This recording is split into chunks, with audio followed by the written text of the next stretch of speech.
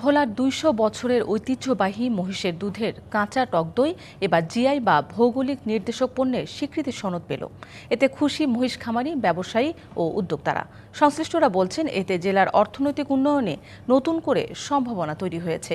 তবে খামারিরা মনে করেন, শুধু জিআই পণ্যের স্বীকৃতি দিলেই হবে না, পাশাপাশি মহিষ সুরক্ষা ও খাবারের অভাব মেটাতে সরকারি উদ্যোগের প্রয়োজন রয়েছে।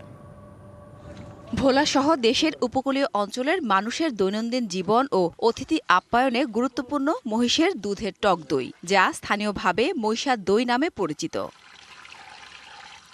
সম্প্রতি ভৌগোলিক নির্দেশক পণ্যের স্বীকৃতি স্বরূপ সনদ পেয়েছে মহিষের টক দই। এর আগে গত বছর ভোলার মহিষের দুধের কাঁচা দইকে জিআই পণ্য হিসেবে স্বীকৃতি দেওয়া হয়।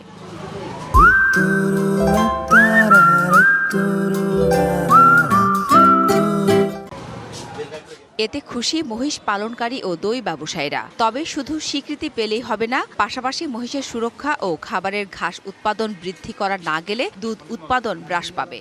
মহিষের বাতানের অনেক সময় ঘাসের সংকট হয়, এটা সরকার খেয়াল করলে অনেকটা মহিষ খামারিদের জন্য উপকার হবে। মহিষের অসুখ হয়, তারপরে কিল্লার সমস্যা, ঘাসের সমস্যা, এগুলো যদি সরকার সলভ করতো আরও আমরা আগাতে পারতাম আর কি। বিভিন্ন সাইজের দইয়ের হাড়ি 250 টাকা থেকে শুরু করে 350 ও 400 টাকায় বিক্রি হয়।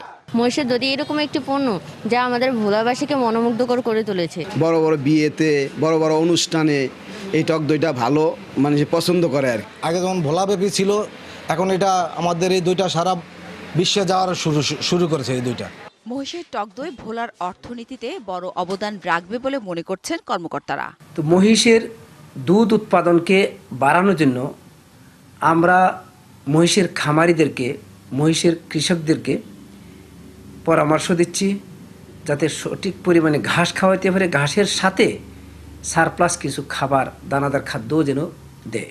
জিআই পণ্য হিসেবে স্বীকৃতি পেয়েছে এবং এর কারণে আমরা আমাদের যারা মহিষ পালন করে তাদের অর্থনৈতিক অবস্থা যেমন উন্নতি হবে, আমরা আরো মহিষটাকে আরো চাষবাস বৃদ্ধি করতে পারবো। এইখানে অনেক লোকের কর্মসংস্থান হবে।